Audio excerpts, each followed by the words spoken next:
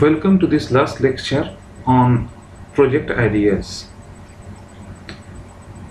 In this particular lecture, I am going to discuss about some of the project ideas that you can carry out based on the knowledge that you have gathered in this particular course.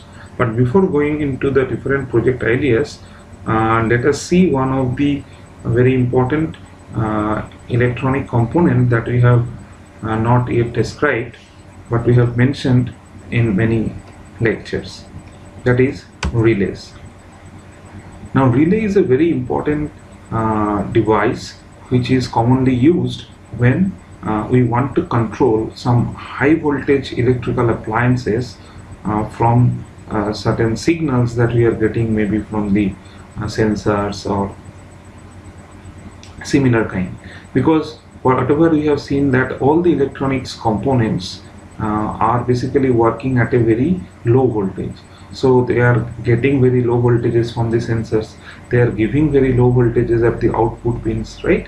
But suppose we want to get these sensors and we want to control certain high voltage appliances, like suppose we want to control the pump, and that pump is running by a motor, maybe taking at a 220 volt, okay?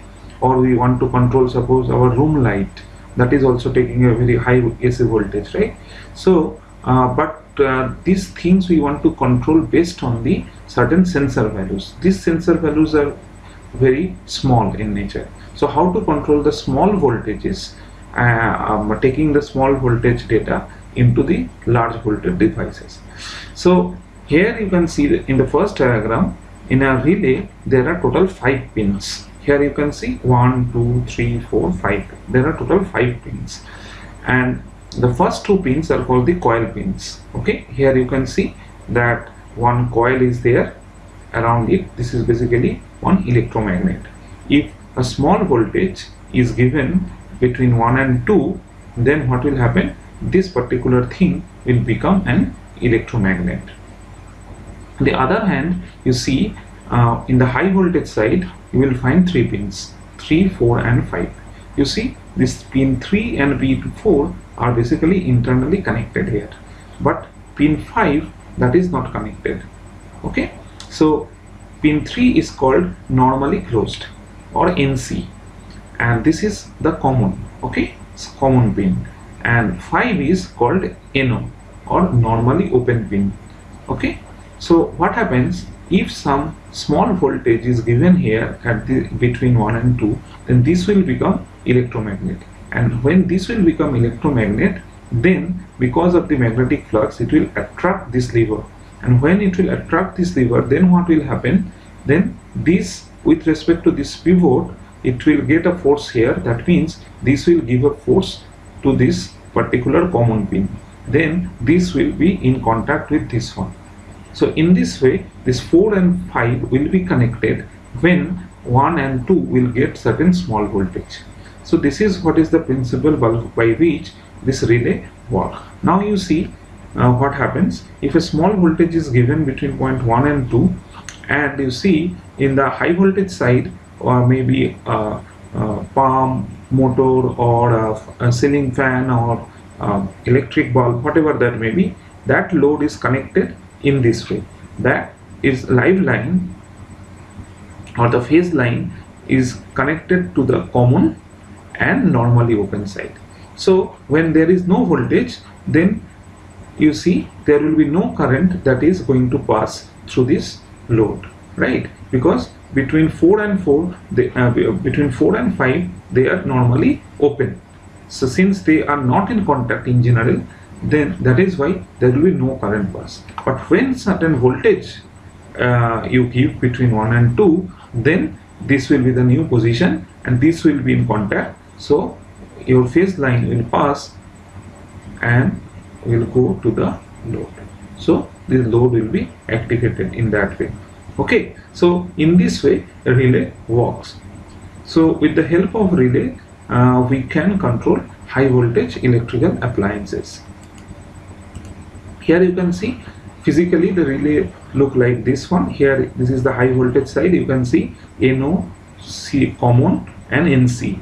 NO means normally open, common and normally closed. These three pins are there, and on the other hand these two are the coil pins. Okay, so here you can see these are the high voltage side where normally open, common and normally closed pins, and here you can see these three pins actually goes to the Arduino, where you basically control the voltage will be given to the coil pin or not, depending upon maybe some sensor value. Okay, and here you can see how the connection is given. Here you see the electric bulb is connected, where you see the phase line is coming here on common and it is connected to the normally open. So when there is no voltage, then this is basically the circuit is not completed because it is the normally open. But when voltage will be there, then these two will be connected, and then the circuit will complete and this will be operated, activated. Okay, now coming to the some of the project ideas. So here you can see some of the ideas like touchless hand sanitizer dispenser, okay, or touchless water tap at wash basin, or make a touchless electric switch for home electrical appliances. So here you can see all these different projects that I have shown here in this particular screen. You can see all are kind of a touchless, and at this point of time definitely these are very relevant projects. Okay, and this particular condition will last for maybe 1-2 years, so these are going to be the interesting project for your BTech course. Maybe whether you are in the first year, second year or third year, you can work on these projects, and by the time you have gained the sufficient knowledge so that you can complete this project of your own. I am just giving you the clue how to do all this. So first one, the touchless hand sanitizer dispenser. So in a hand sanitizer dispenser, what is there? First of all, you have to the machine has to identify, that dispenser machine has to identify that someone is there one certain sanitizer. That's why what will it will first sense the hand, the definitely through which the sanitizer will come. Under that you have to put your hand. So when you put your hand, definitely some sensor has to be there that will detect some object. Here the object is your hand. So what kind of sensor is suitable for that? IR sensor. So you have to use one IR sensor that will detect your hand. So when IR sensor, infrared sensor will detect your hand, then that will operate that particular sensor value then will operate maybe a small pump running by a DC motor, and you know that how DC motor is connected. So you can give some conditional statement in the coding that if the sensor value is there, that means if certain obstacle is there, then it will enable the motor 1. So when the motor 1 will be enabled, that means that motor will run the pump and the sanitizer will come out. And when that obstacle will gone, that means you remove your hand from that position, then again the motor will be turned off. That means you just that enable pin of the motor you just ground. Okay, so in this way you make the code and you can connect. Now you see another one, the touchless water tap at wash basin. So in this case, again to identify that someone want to wash his or her hand, that's why again some IR sensor is required to detect that hand is there under the tap. So IR sensor will be used to sense the hand. This is the first thing. And then in case of a tap, it is not a full rotation. Maybe in case of a tap, maybe a small valve can be operated so that the water can come out. So for that a servo motor can be controlled. So IR sensor, and depending upon the data of the IR sensor, the servo motor will rotate by a particular angle. And you know that how servo motors are connected, and you know how they are programmed, and you know that how IR sensors data can be taken. Remember, IR sensors, whether object is there or not, it will simply digital read. Okay. Now last one, make a touchless electric switch for home electrical appliances. For a touchless electric switch, again to identify that some hand is very close to the switch. Okay, so if the hand is close to the switch, then IR sensor can sense it, and it will by that sensor value, if you give a conditional statement, then with the help of a relay it is possible to control the switch. Okay, so in this way touchless electric switch can be created. Now in this page you can see some of the ideas, like automatic sliding window closing action when rain starts outside. Okay, another one, automatic room light on when outside is dark, and overhead reservoir water level control. All these are very relevant and nice projects, and you can carry out all of them. For the first one, automatic sliding window closing action when rain starts. Already in the sensors we have discussed that rainwater or the water sensing device, the sensors are available that will sense the water is there or not. So if that sensor, if you place on the outside, maybe at the roof or at the sunshade, up above the sunshade, so that it can detect if there is any rain. And with that, if you connect one servo motor, and that servo motor will be connected with some mechanism by which a linear motion of the sliding window will be can be controlled. That means you can connect with a rack that you have seen, like how linear actuators are connected with the servos. And if you see the servos are taking very high voltage, maybe one relay you have to attach with them. Okay, the second one is the automatic room light on when outside is dark. For that, what kind of sensor is required? To sense the light detecting resistors or LDR sensors, right? LDR sensors we have discussed, and we have discussed about the circuitry of the LDR sensor also in the sensors lecture. So with the help of LDR, that LDR might be placed at the outside of the room, where if it senses that the light intensity is very low, then that particular sense data can with the help of a relay may be connected to the room lighting system, and room light can be on. Now the third one, you see, the overhead reservoir water level control. This one is really problem in many of our houses or different buildings, where with the help of a pump we basically fill the reservoir which is situated at the overhead. Now sometimes what happens that it basically overflow, and we forget to stop the pump. So this is one problem.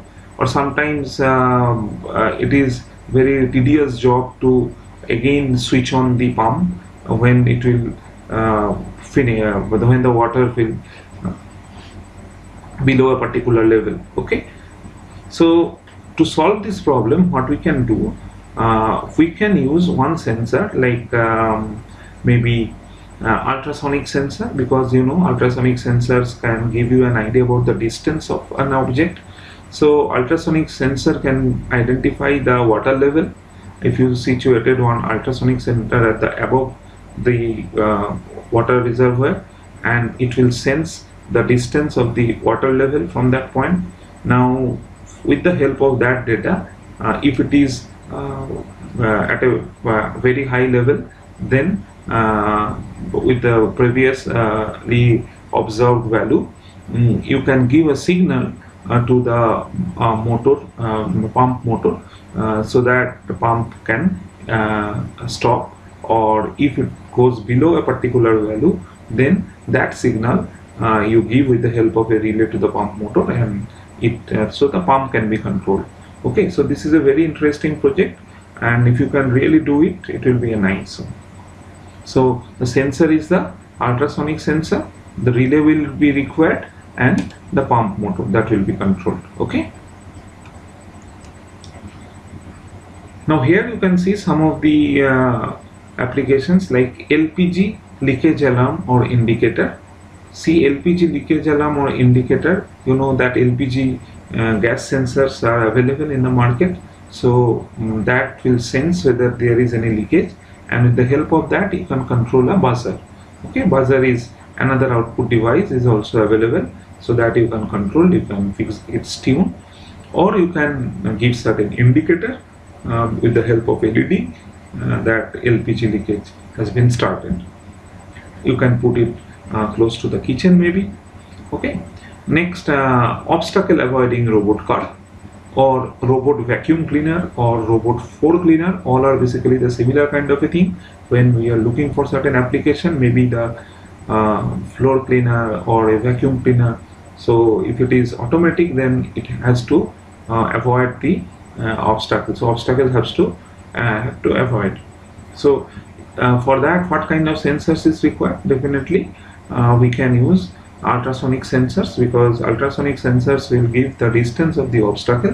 So we can set certain value, that if the distance of the obstacle is less than that particular value, then the two motors, those motors in the robots generally of the small DC motors, so those DC motors can be controlled, and you know how DC motors are connected with the Arduino with the help of H-bridge motor drivers. So in that way we can control the speed of the different wheels of the robot, and it can then it can take a turn. Okay, so if you give the different speed to the different wheels, it will take turn, or it can go backward if you just rotate it the opposite direction.